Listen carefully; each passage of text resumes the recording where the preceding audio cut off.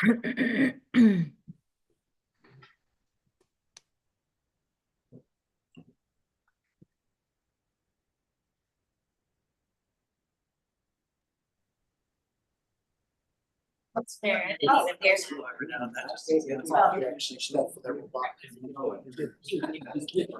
time, I'll follow you. I'm ready when you are, ma'am. We ready to go? We are ready. Okay, good morning. My name is Emma Wolschlager, and I'm the chair of the Committee on Academic and Workforce Success. The time is 9:41 on April 23rd, 2025, and I'd like to call to order the meeting of the Committee on Academic and Workforce Success. Please be aware that the meeting is being broadcast via live internet. I would like to now hand the oh, that's me. I would like to I am Emma Walsh. Let me see. Sorry, we've got a little bit of a double listing here. Members, when I call your name, please announce present. Myself, Emma Wolschlager, Daniel Wong, Vice Chair. Here. Javed Anwar. Here. Fred Farias. Present. Stacy Hawk. Ashley Thomas. Present. And Luke Schwartz, Student Representative. Present. Great. Please record in the minutes that we have a quorum. Agenda item 2 is consideration and possible action to adopt the minutes for the January 22, 2025 committee meeting. Do I have a motion to adopt the January 22nd minutes on the Committee of Academic and Workforce Success? Second. Okay, we have a motion and a second. Any discussion? All those in favor say aye. Aye. Any opposed? The motion passes. Agenda item 3 is public testimony on the agenda items relating to the Committee on Academic and Workforce Success. We do not have anyone registered to testify, so we'll go ahead and go on to the next item. Agenda item 4 is consideration and possible action to adopt the consent calendar. The consent calendar includes non-controversial items that we think can be approved without comment or discussion. This allows us to save time for other items that need more of our attention. Highlighted items in gray are the consent items on the agenda. We're going to take up the consent calendar in 2 parts, approval of non-rule consent items, and then the rule consent agenda items. Of course, any board member can request that an agenda item be added or removed from the consent calendar. The non-rule agenda items on the consent calendar for this meeting are 5B, consideration and possible action to adopt the report on the fiscal year 2024 annual review of low-producing programs. Members, are there any other agenda items that anyone would like to add to the consent calendar? If not, do I have a motion for approval of the non-rule consent calendar? So moved. Second. Okay, we have a motion and a second. Any discussion? All in favor say aye. Aye. Any opposed? The motion passes. Members, the next items listed on the consent are the rule items. Rules placed on the consent calendar are those that are either technical, conforming, or implement non-controversial policies around which there is consensus. The rule items listed on consent for this meeting are 5F1, consideration and possible action to adopt proposed repeal of Board Rules Chapter 1, Subchapter S, Sections 1.213 to 1.219 concerning the Higher Education Strategic Planning Committee.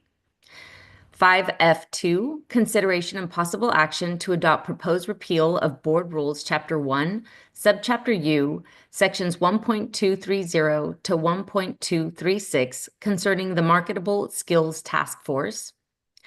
5F3, consideration and possible action to adopt proposed amendments to the Board Rules Chapter 2, Subchapter J, Section 2.207 concerning effective date of rules.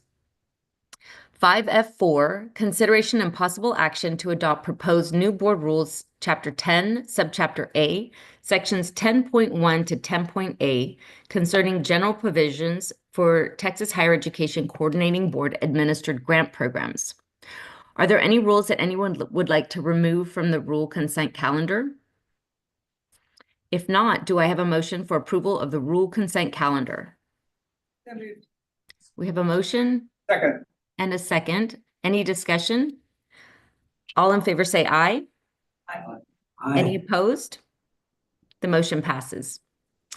Agenda item 5A is consideration and possible action to adopt the report to the legislature regarding reporting of sexual misconduct at institutions of higher education per Texas Education Code, Chapter 51, subchapters E2 and E3. R.B. Gonzalez, Assistant Commissioner for Internal Audit and Compliance, will present this item and be available for questions. Mr. Gonzalez? Chair Walsbacher, members, my name is R.B. Gonzalez, and I serve as the Assistant Commissioner for Internal Audit and Compliance. I'm pleased to present the report on compliance with reporting certain incidences of sexual harassment, sexual assault, dating violence, or stalking at public and private independent institutions of higher education. Staff recommends your approval to adopt the report to the legislature. The statute requires us to review compliance related to sexual misconduct reporting, and our agency also has the authority to assess possible penalties due to substantial non-compliance.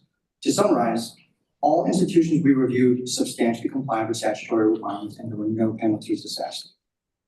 We reviewed all higher ed institutions under subchapter E2, which is related to institutions certifying its compliance on an annual basis. There were 5 institutions that submitted its certifications after due date, which is down from 11 last year. And we worked with these institutions to cure its non-compliance within 30 days to avoid assessed penalties. We also reviewed 3 institutions for compliance under subchapter E3, which is related to specific reporting requirements detailed in our rules that institutions must implement. We reviewed Parker University, University of Dallas, and Texas Lutheran University. Parker University and University of Dallas had no observations. Texas Lutheran University can improve how it documents its policies, improve how it documents that its policies were reviewed by its board, as required by section 51.282F. The institution asserted that its board reviewed and approved the policies related to sexual misconduct reporting. However, it was unable to provide documentation to support that it. The institution agreed with our recommendation to implement a process for the board to conduct biannual reviews with formal approvals by the board, and that's in progress. This concludes my remarks, and I'm available for your questions. Thank you, Arby. Do we have any questions for Mr. Gonzalez? If not, do I have a motion to approve the request to adopt the report to the legislature regarding reporting of sexual misconduct at institutions of higher education per Texas Education Code, Chapter 51, subchapters E2 and E3? We have a motion. Second. And a second. Any discussion? All those in favor say aye. Aye. Any opposed? The motion passes. Agenda item 5B was approved on consent. Agenda item 5C is consideration and possible action to adopt the Commissioner's recommendation related to a request from Texas School of Health Sciences for its second certificate of authority to grant degrees in Texas. Elizabeth Mayer, Assistant Commissioner for Academic and Health Affairs, will present this item and be available to answer questions. Good morning, Elizabeth Mayer, Assistant Commissioner for Academic and Health Affairs. Nice to see you all this morning. So the Texas School of Health Sciences in Weslaco, Texas seeks approval for its second certificate of authority to award an Associate of Applied Science degree in nursing. Certificates of authority are granted for 2-year periods. Institutions may be granted successive certificates of authority for a total of 8 years. After 8 years, absent sufficient cause, the institution must have obtained accreditation from an accrediting agency recognized by the coordinating board. The certificate of authority would be the second certificate of authority valid from April 2025 through April 2027. A site evaluation was conducted on December the 9th through the 11th of 2024 that consisted of a site evaluation team with experts in nursing as well as coordinating board staff. The site evaluation team reported indicate that at the time of the site visit, the entity was in compliance with 20 of the 24 coordinating board required standards. The responses to the site team report addressed the standards that were not met. The Certification Advisory Committee, or CAC, reviewed the evaluation team's report and the responses to the evaluation report at its January 30th, 2025 virtual meeting. including a question and answer session with TSHS's representatives and the site team leader. The CAC members present voted unanimously to recommend approval of the application for its second certificate of authority. Subsequent to the CAC meeting, the coordinating board staff requested additional information related to the standards noted as not being met in the site visit report. 2 of the 4 related to governance and 1 related to an audit. Additional information provided demonstrated they had satisfied those standards.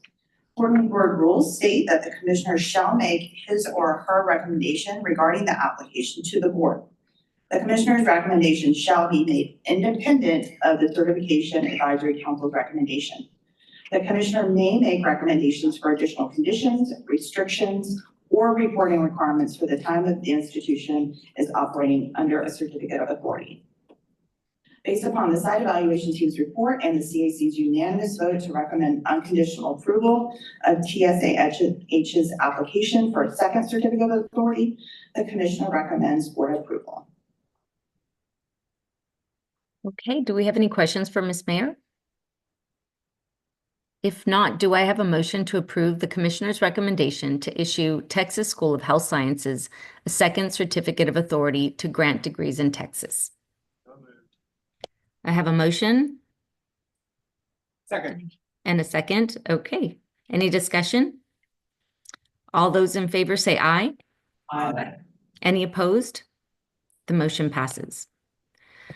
Agenda item 5D is consideration and possible action to approve receipt of fiscal year 2026 Carl D. Perkins Community and Technical Colleges Consolidated Grant Funds not to exceed $43 million, and receipt of fiscal year 2026 Carl D. Perkins State Leadership Grant Funds not to exceed $5 million. Dr. Tina Jackson, Assistant Commissioner for Workforce Education, will present this item and be available to answer questions. Ms. Jackson. Good morning. It's good to see all of you.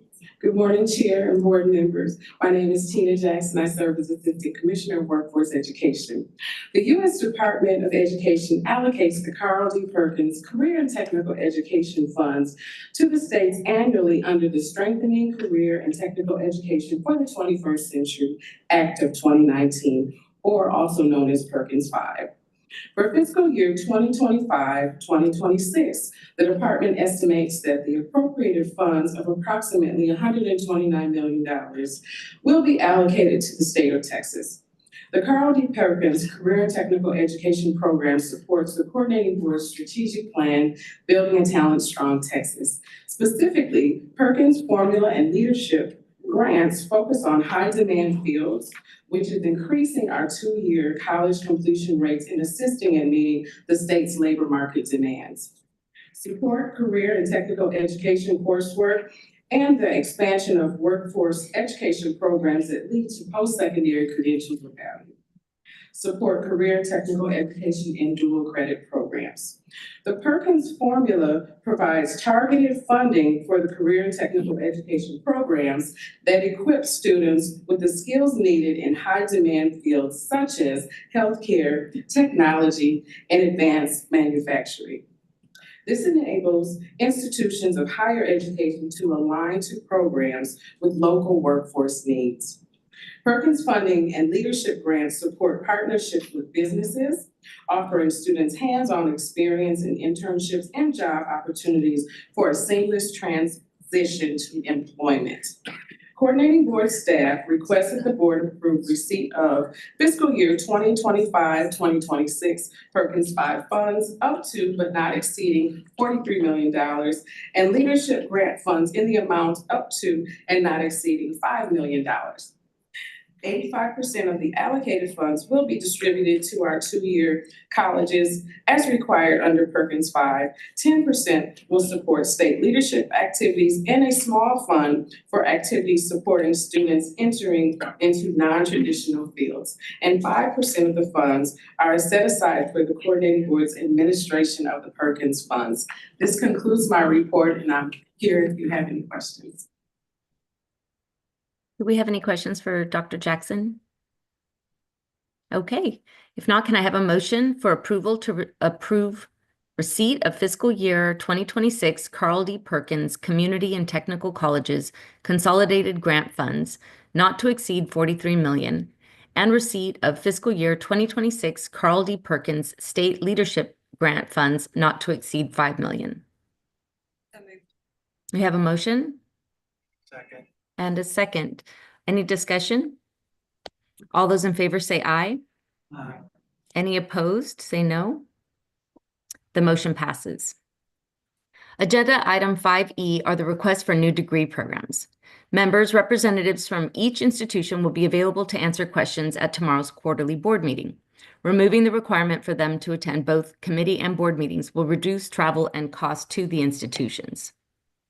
Agenda item 5E1 is consideration and possible action to approve the request from Tarleton State University for a Doctor of Philosophy in Counseling.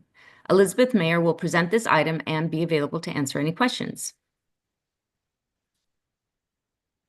Tarleton State University is seeking approval to offer a Doctor of Philosophy degree program in counseling that would begin in the fall of 2025. The proposed program would be offered in person to students in Fort Worth. Tarleton describes the doctoral program as unique for their ability to provide specialized training in 3 areas, as well as the ability for students to earn supervisory experience for future leadership roles. The institution plans to seek accreditation for the program from the Council for Accreditation of Counseling and Related Educational Programs, or CAWS, in 2028. The Texas Workforce Commission data show the master's degree is the credential needed to work as a counselor and related fields of counselor education. However, a doctoral degree is required for advanced practice and supervisory roles within the field. Labor market projections from TWC show above average growth for counseling and related fields of counseling, created around 248 open positions each year through 2032. According to the Bureau of Labor Statistics, the field of counseling is projected to grow by 22% from 2021 to 2031. The TWC projects the field of counseling to grow by almost 20% from 2022 to 2032. In 2023, Texas public institutions produced 61 graduates from doctoral programs, far fewer than what is needed to fill advanced open positions.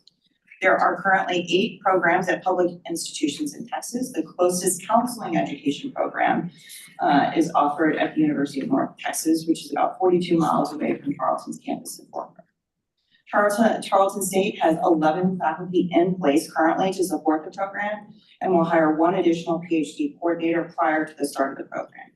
The commissioner recommends the program for board approval. I'll answer any questions. Do we have any questions for Ms. Mayer? Real quick, one question, very general question. Is accreditation is one of the criteria for approval of program, or future possibility of accreditation also is one of the criteria? So, is accreditation required for program approval? Not necessarily. Not necessarily. Not necessarily. Okay. So it's not a requirement, basically. Right, but there, most of the programs do seek accreditation, if it's available. And, the CAWS is what the institution will be seeking for this program. Okay, so it's not a requirement, just I want to make sure, yeah, because sometimes accreditation require that you have a program first before. Right. It's like, I'm sure you're familiar with the engineering, and not all the engineering programs are necessarily a better credit. But we don't need to consider that, but, okay, all right, thank you. So with that, I'm sorry, small slur, I asked a question. Ms. Mayor, would that, in this case, would that have implications for licensure of graduates? Is there? Yes. So accreditation is required for graduates only licensed? I believe so. It's not necessarily, I just want to clarify. Yes, It's not very for clear. all Of the of, program. correct, yes, sir. Yeah, you have to be, have your institutional accreditation, but in terms of like the specific program, not necessarily. Okay. Do we have any other questions? Can I have a motion to approve the request from Tarleton State University for a Doctor of Philosophy in Counseling? So moved. Second. I have a motion and a second. Any discussion? All in favor say aye. Aye. Any opposed? The motion passes. Agenda item 5E2 is consideration and possible action to approve the request from Tarleton State University for a Doctor of Philosophy in Experimental Psychology. Ms. Elizabeth Mayer will present this item and be available to answer questions. Tarleton State University is seeking approval to offer a Doctor of Philosophy degree program in experimental psychology that would begin in the fall of 2025. The proposed program would be offered in person to students in Stephenville. Tarleton State describes the doctoral program as unique for its combination of academic training and dedicated attention to professional development for non-academic careers in data science, biostatistics, human engineering, and market research analysis. The labor market projections from the TWC show above average growth for experimental and related fields of psychology, creating around 320 open positions each year from 2022 to 2032. Texas public institutions are not producing enough graduates to meet this demand. There are faculty in place to support the new PhD program, and 2 additional faculty will be hired. The commissioner recommends the program report. I have a question on this one. I'm not familiar with experimental psychology, especially in the non-academic setting. What does that do? I'm not sure I can answer that, Ms. Walter. That may be a question for our institutional folks tomorrow. Okay. Okay. Does anyone else have a question? If not, we'll ask them that tomorrow. And in the meantime, do I have a motion to approve the request from Tarleton State University for a Doctor of Philosophy in Experimental Psychology? So moved. I have a motion. Do I have a second? Second. And a second. Any discussion? All those in favor say aye. Any opposed? The motion passes.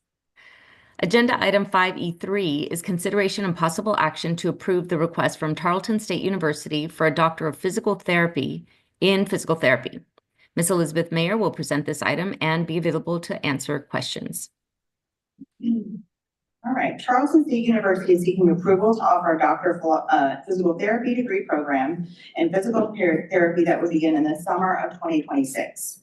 The proposed program would be offered in hybrid and face-to-face modalities to students in Stephenville. The program would emphasize healthcare for rural communities and underserved populations. The program plans to seek accreditation from the Commission on Accreditation of Physical Therapy Education starting in November of 2025. The Texas Workforce Commission projects a large increase in the field of 22% with an average of 374 positions per year from 2022 to 2032. There is a very high number of job postings in September of 2024 of 1,880. And I just want to note for you all, the next agenda item is also going to be a DPT program. So in terms of the workforce demand, that is also applicable. So just wanted to point that out. And according to the Federation of State Boards of Physical Therapy, Texas is underserved for physical therapists compared to the national average. There are approximately 72 physical therapists per 100,000 people in the US, but only 59 per 100,000 in Texas. Nationwide, the employment for students 12 months after graduation has been over 99% since 2010. There are 16 doctoral programs in physical therapy, 5 of them at private institutions. Acceptance rates are lower at Texas than the national average, indicating that qualified applicants are being turned away from the existing programs.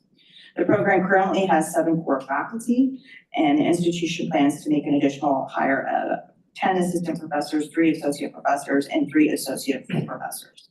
The commissioner recommends the program for board approval. Great. Any questions for Ms. Mayer?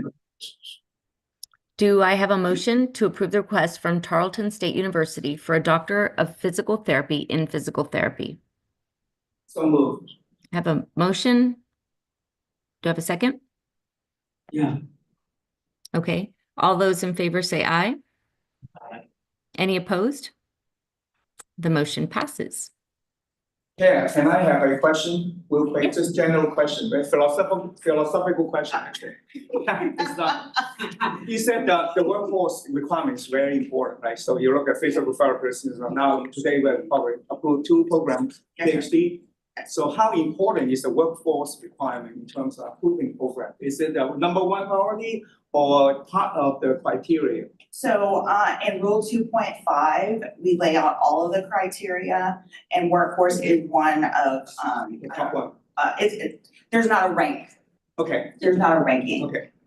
Because now, university, we generate students that need the, if we have Correct. students, that means we have need. Workforce is another criteria because sometimes they generate students, they go out, stay and get job and things like that. It's all they create is they create a ecosystem sometimes.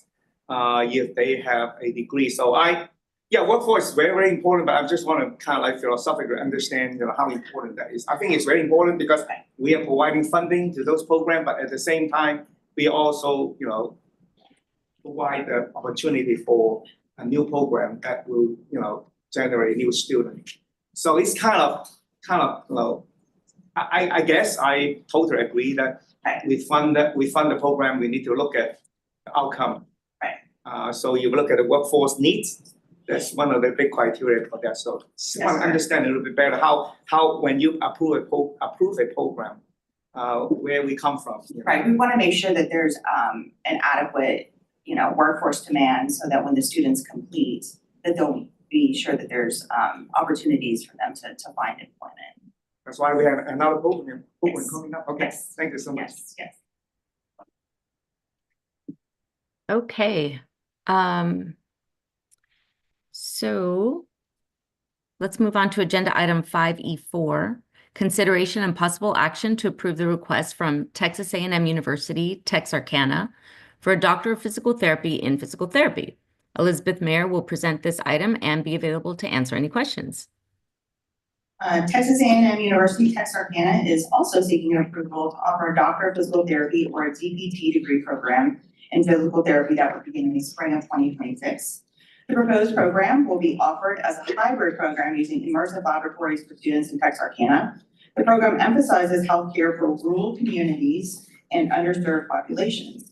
The program would seek accreditation from the Commission on Accreditation of Physical Therapy Education starting in 2025. As I mentioned before, the Workforce Commission projects a large increase of 22% in the field with an average of 374 new positions per year from 2022 to 2032. The institution has 4 faculty, including the program director hired at the time of the site visit. And during the site visit, it was noted that an additional 6 faculty were under contract for a future start date for the program. Additional faculty appear to have a variety of clinical specialties appropriate to deliver the program. The commissioner recommends the program report. Okay, do we have any questions for Ms. Mayer? Yes, Madam Chair, I have a question. Yes. So, it seems like they bunched together programs, and I can see that. But then at some point, the data that we see from the workforce needs 59 per 100,000, which you mentioned. So at some point, when we do these programs, that data starts to skew in terms of catching up. So at what point do you and your staff look at that as institutions come before us to say, we want to do another physical therapy program? And who looks at that data to make sure we've kind of, at the goal? So I want to make sure I understand your question. So are you, Overproduction, how do we keep? because there's so many coming in, Yes. is that what you're saying? I mean, That's I right. think we definitely are monitoring, we do the reviews. All of the doctor programs have to do 1, 3, 5-year reviews, so we can kind of see that. But in terms of looking at the overall potential overproduction, I don't think that's something specifically we look at, but if say there was another DPT program proposal to come forward, we would of course look at whatever the new data is to see kind of where we're at and determine is there potentially a saturation in the market? And that may depend on where the region is, there may be some of this is based upon the rural needs of the potential program. And so getting a better sense of, what's the national need, what's the state need, but is also the potential, depending on where the institution and who the students that are being served are, to know if that is, did that make sense? And to Dr. Wong's point, we're looking at that workforce to make sure that there is a continued demand for any new programs. But in terms of oversaturation, I don't know if there's a particular way that we would necessarily be able to do that. Yeah, and we're looking at our programs. So I think one of the things, Commissioner, I think it's very important for our state as we continue to grow as a population is to encourage doctoral candidates and PhDs and experts in areas of higher education. Right. And I think that's one area I think that we need to really look at that as a state to be competitive with other states, that are higher education, Massachusetts and other states, Michigan, California, in terms of making sure that we have adequate programs for doctoral programs for PhDs to be able to not only go into academia, but for the workforce and those needs. And I think that's so important for us to consider as a higher education or institution state as we continue to grow and people look at Texas and what we do, but being able to provide programs for industry and for business is so important. Yes, sir. So, and I bring up only the oversaturation because I'm very involved in healthcare, obviously. Yes, sir. And there's a certain amount of medical schools we have and health science programs. And so a lot of people ask us as board members, why doesn't the coordinating board, look at different programs and things? So it's the institutions that bring that. So those public or the folks that are watching online or that are here, it's not the coordinating board's role to bring up these programs. It's the institutions and the public to be able to bring forward programs that are necessary for our state and how that ties into workforce. But Commissioner, do you have any comments about that? And what I'd like to see is definitely have more PhD programs and higher level programs to be able to provide the workforce that we need. Technology is being so ingrained and being the leader in business and technology and engineering. Yes, sir. It's an interesting way to think about the question, Chairman. So, you could say, okay, so based on our current programs that exist, what share would each institution need to take on to produce the number of, in this case, health professionals or physical therapy professionals that we would need to catch up with recommended per capita providers. This is a particular program that's required for practice. And so, but also, someone with a doctorate could teach. And so you have both the academic needs to produce future professionals as well as the credential needed to serve as a practitioner in the field. You can take that approach with just about any of the health professions because we know there are health professional shortage areas across the state in large numbers.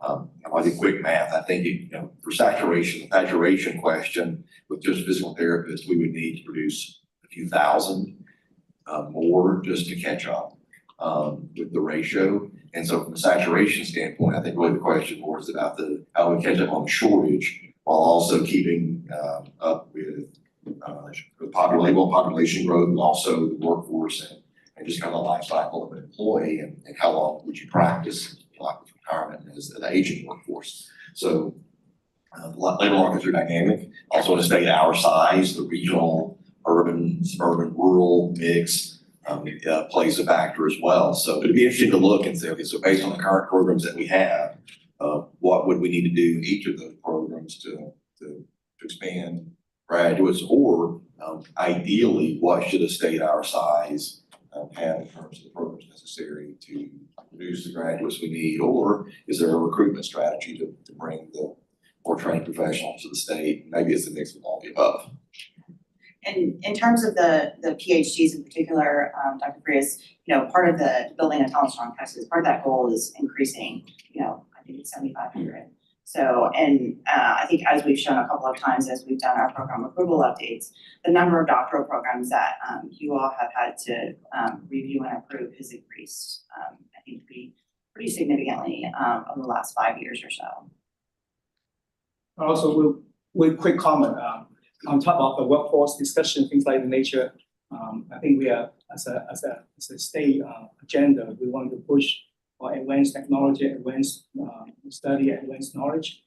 Any PhD program, you will somehow lead into new knowledge and new technique and new thinking, meaning research. So I think we just don't.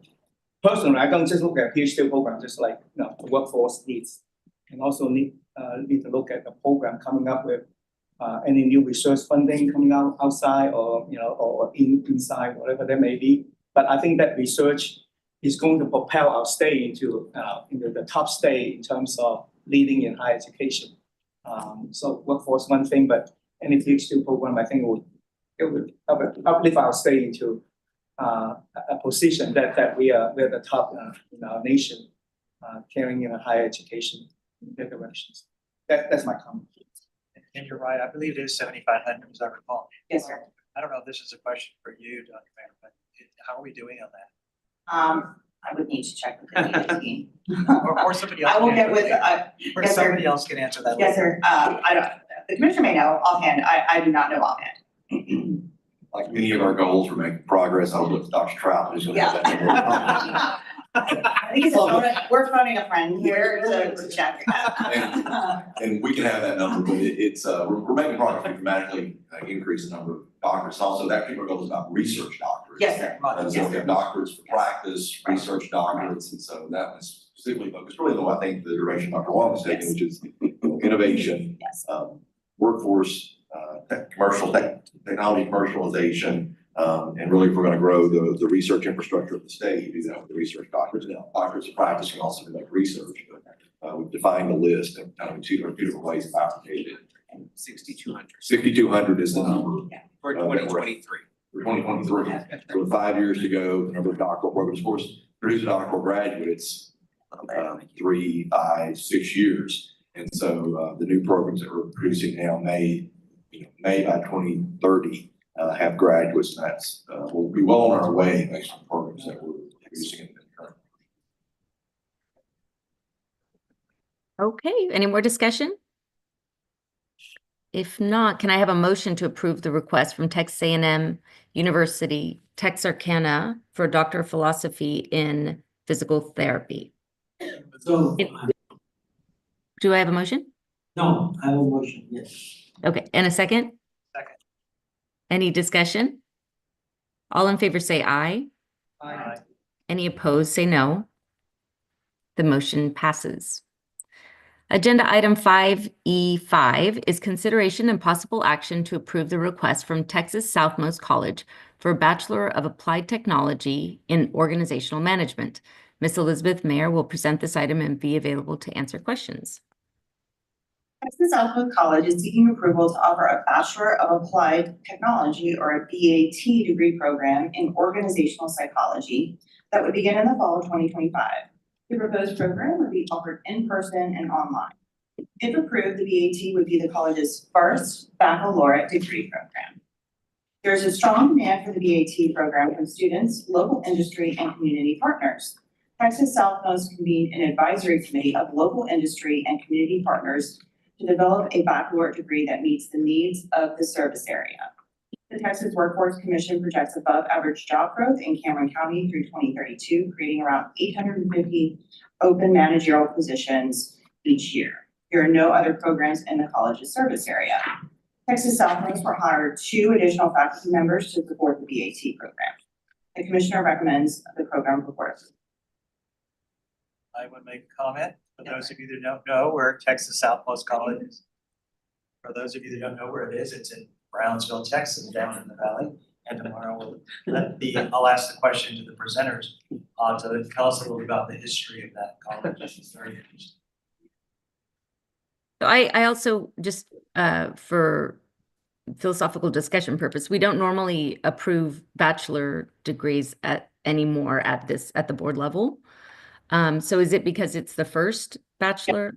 When we revised the rules in October of 2022, one of the criteria now to come to the board is it is the community college's first bachelor's program.